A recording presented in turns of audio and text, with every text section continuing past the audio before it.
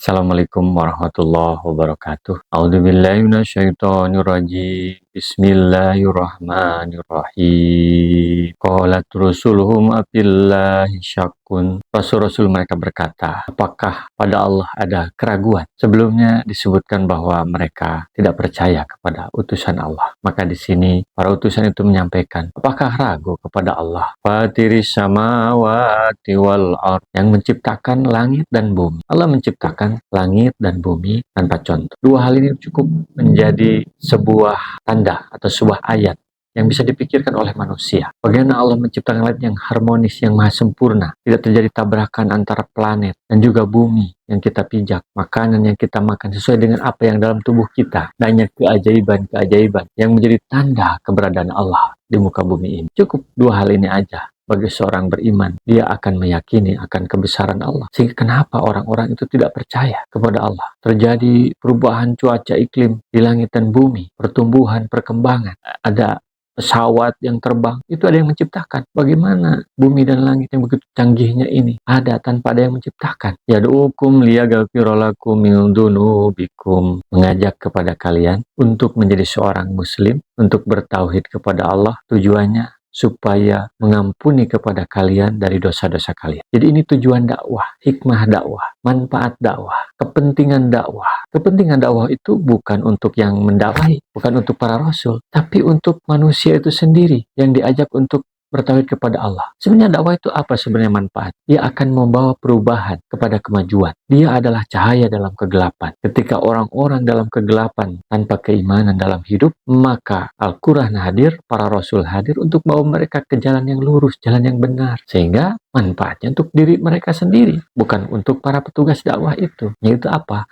Berupa kemajuan hidup, kebahagiaan hidup. Itulah manfaatnya tauhid. Ampunan dari Allah Subhanahu wa Ta'ala. Ampunan kenapa? Karena sebelumnya dia akan melakukan banyak kesalahan, baik itu kemusyrikan atau dalam kehidupan. Nah, banyak perusahaan-perusahaan yang kemudian bangkrut. Kenapa? Karena dia tidak mau berubah, dia tidak mau taubat, dia tidak mau memperbaiki diri. Dan dakwah ini adalah mengajak manusia untuk memperbaiki dirinya supaya lebih baik. Wa yuakhirakum ila ajalim musamma, dan menangguhkan siksa terhadap kalian sampai waktu yang ditentukan. Bahwa kebangkrutan sebuah perusahaan karena tidak mau melakukan inovasi, tidak mau melakukan perubahan, itu tidak sekaligus ada waktunya. Orang didakwahi untuk menyembah Allah, tidak sekaligus dia mendapatkan kesusahan hidup di dunia. Bahkan boleh jadi di dunia itu tidak susah sama sekali. Tapi secara kolektif, secara masyarakat, itu akan terjadi kerusakan dan bisa jadi Allah menangguhkan, memberi ruang, memberi waktu agar mereka sadar. Karena apa? Kalau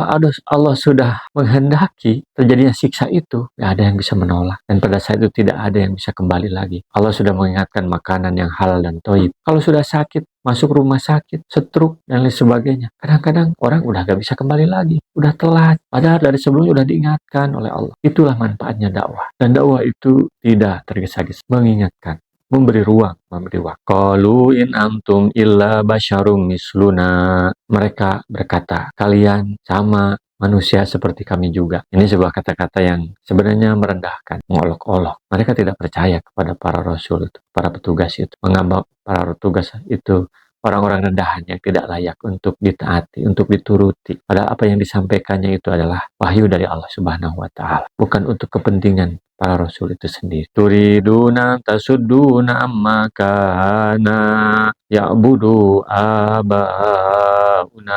Kamu menghendaki untuk menghalang-halang apa yang disembah oleh nenek moyang kamu. Jadi inilah yang namanya belenggu tradisi, belenggu kebiasaan yang membuat otak beku, tidak cair, tidak mau berubah dia. Karena menganggap apa yang kebiasaan dia lakukan itu benar. Maka orang seperti ini tidak akan mengalami kemajuan dalam hidupnya. Karena untuk mengalami kemajuan, dia harus mau keluar dari zona nyaman, harus mau melakukan perubahan dalam kebiasaan hidup. Kalau hidup kamu begitu-begitu saja, maka lihatlah kebiasaan kamu. Kalau kebiasaan kamu tidak diubah, maka masa depanmu juga tidak akan berubah. Nah, orang-orang ini tidak mau berubah. Ketika para rasul datang untuk mengajak mereka berinovasi, melakukan perubahan menjadi lebih baik, mereka menolak. Mereka malah mencurigai para petugas Allah itu, bahwa petugas Allah itu punya kepentingan atas dakwah. Waktu Nabi Sultanim Mubin, karena itu datanglah kepada kami bukti yang nyata, kekuasaan yang tidak bisa mengubah lagi. Jadi mereka menantang, katanya kalau misalnya tidak menerima dakwah itu akan disiksa. Coba turunkan siksanya. Wah, itulah. Jadi kadang-kadang orang udah kalau keras hatinya, keras kepalanya, ya dia diingatkan bagaimanapun tidak mau. Mereka udah merasa benar, merasa paling benar, dan tidak mau berubah. Shadaqallahul adzim. Assalamualaikum warahmatullahi wabarakatuh. Rasulullah SAW bersabda, baligu anni walau ayatan, sampaikan dariku meskipun satu ayat. Mari kita sebarkan jalan kebahagiaan dengan like, share, dan subscribe channel ini.